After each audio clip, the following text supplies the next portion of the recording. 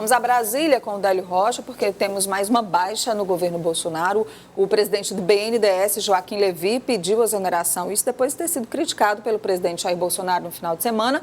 O presidente disse que Levy não estaria correspondendo às expectativas da equipe econômica, inclusive por não liberar informações que para o governo Bolsonaro são consideradas importantes, o que ele chama de caixa preta do BNDES, um banco que financia investimentos de empresas por todo o país. O Délio Rocha tem mais informações. Oi, Délio, bom dia.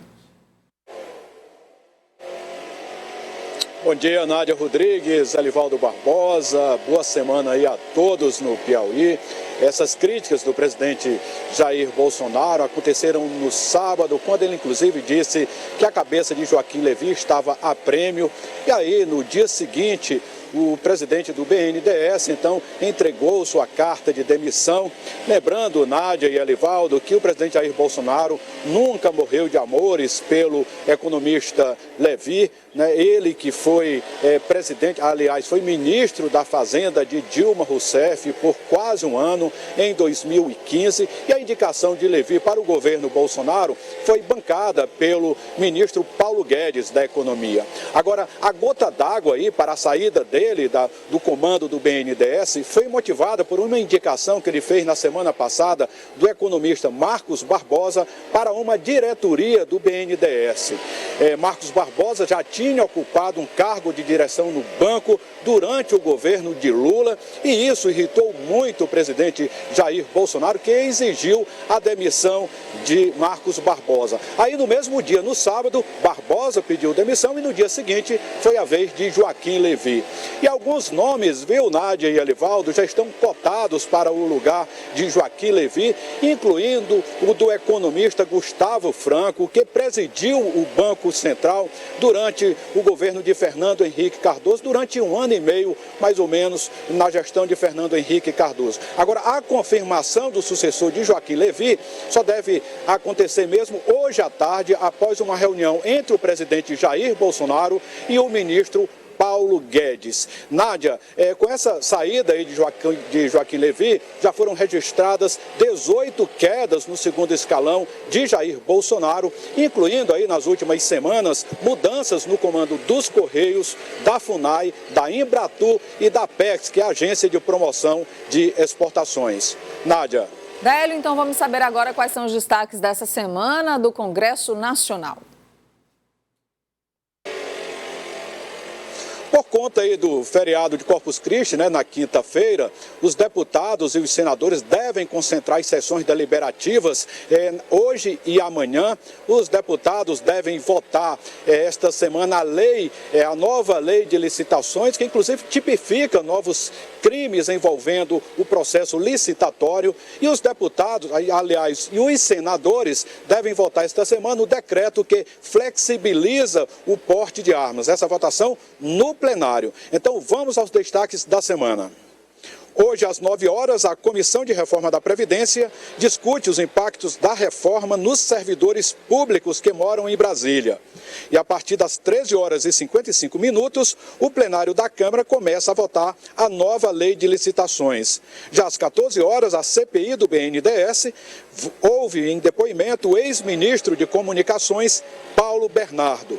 E amanhã, às 9 horas, a Comissão de Reforma da Previdência discute o parecer do relator, deputado Samuel Moreira.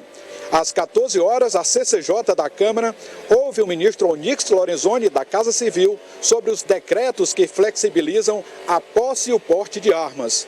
Às 16 horas, o plenário da Câmara vota projetos de lei da pauta ambiental. Já na quarta, às 8 horas, a Comissão de Desenvolvimento Urbano realiza a conferência sobre mobilidade urbana saudável.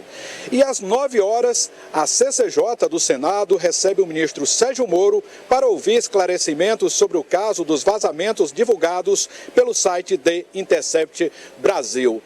Nádia e Elivaldo, sobre esse caso aí do ministro Sérgio Moro, na sexta-feira, o site The Intercept Brasil divulgou novas mensagens que sugerem que o então juiz Sérgio Moro teria atuado de forma aí parcial em alguns processos da Lava Jato. O ministro já se manifestou sobre isso, disse que esses vazamentos são frutos de um jornalismo sensacionalista que tem o objetivo de desmoralizar a Lava Jato. Agora, Nádia e Elivaldo, olha, um fato é que quando o Sérgio Moro comparecer à CCJ aí na quarta-feira, o clima deve ser de muita tensão, de muitos debates, combates, aliás, de enfrentamento entre os senadores da oposição e os oposicionistas. Embora Brasília esteja aí já no inverno, com friozinho aqui de 13 graus na manhã de hoje e muito frio esperado para a semana, mesmo assim, Nádia, o clima, a temperatura no Congresso Nacional na semana deve ser de temperatura bem elevada. Nádia. Sem dúvida nenhuma, viu, Délio Rocha? E aproveite bem esses seus 13 graus aí, que deve estar uma delícia. Um ótimo dia para você.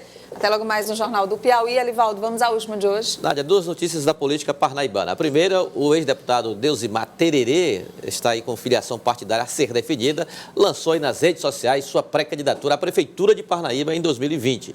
Ele já foi candidato 2 vezes, com um desempenho muito aquém do que ele esperava que fosse. Esperar aí se concretizada essa iniciativa, se tem um desempenho melhor. Está devendo um bom desempenho em eleição para a Prefeitura de Parnaíba. A outra notícia de Parnaíba é que hoje já está, inclusive, na agenda do presidente, agenda oficial do presidente Jair Bolsonaro, uma audiência do prefeito de Parnaíba, Mão Santa, hoje lá em Brasília, se não me engano, às 14 horas. Nessa audiência, os temas não foram assim definidos assim claramente, mas o prefeito Mão Santa está levando na bagagem, Nádia, alguns pedidos, como, por exemplo, apoio do governo federal na solução de um problema gravíssimo lá de Parnaíba, que motivou essas inundações todas aí no período chuvoso, drenagem no urbana e também a conclusão do projeto Tabuleiros Litorâneos. Mão Santa também vai pedir a Bolsonaro a sua primeira visita ao Piauí. Começando por onde? Pela Parnaíba? É isso, naturalmente. Obrigada, Elivaldo. Ótimo dia para você. Até logo mais no Jornal do Piauí. Até já, Nádia. E até lá na Rádio Cidade Verde também, agora. já. Na Acorda Piauí, que está no ar até 8h30 da manhã na Rádio Cidade Verde 105,3.